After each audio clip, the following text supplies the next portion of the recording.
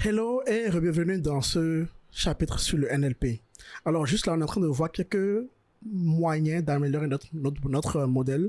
En tout cas, les paramètres qui influent sur le résultat le plus. Et on est en train de faire ça pourquoi? Parce que lors de la certification, vous serez noté sur les résultats que votre modèle obtient sur les données en fait.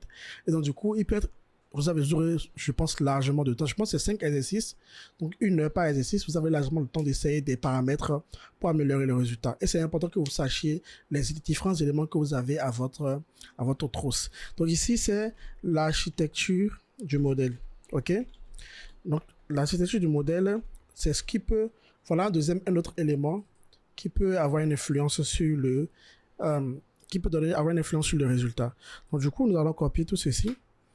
Et nous allons, cette fois-ci, nous allons ajouter peut-être une couche. Alors là, comme on a réduit l'embedding dimension, là, on a 13 caractéristiques.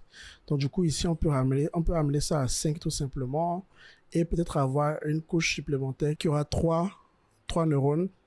Donc là, ça fait quoi? Ça fait 5 fois 3, 15, plus 3, 18 paramètres de plus. Donc, rien de trop grave. Et on va entraîner avec ça pour voir ce que ça donne. Donc, alors, je vais copier le code pour afficher le graphe. Donc, on se retrouve au résultat pour voir si ça s'améliore ou pas. Et voilà, l'entraînement s'est arrêté. Bon, déjà, on voit qu'on est à 70% ici, donc on a amélioré pour une fois. On n'est plus à 69%.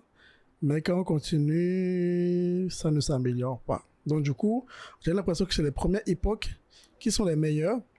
Là, on va voir ce que ça donne ici sur le graphe. Ok.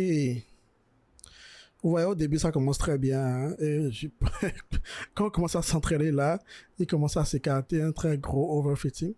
C'est pas grave, mais c'est... Alors là, par rapport à l'architecture, moi, j'ai modifié qu'un seul élément. Hein. On aurait pu changer l'optimizer, par exemple. On aurait pu le changer.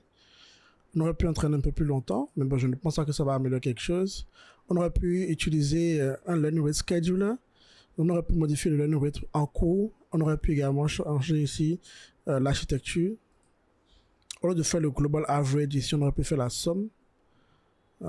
Mais bon, c'est pas mal. Ça fait un paramètre de plus qu'on peut changer.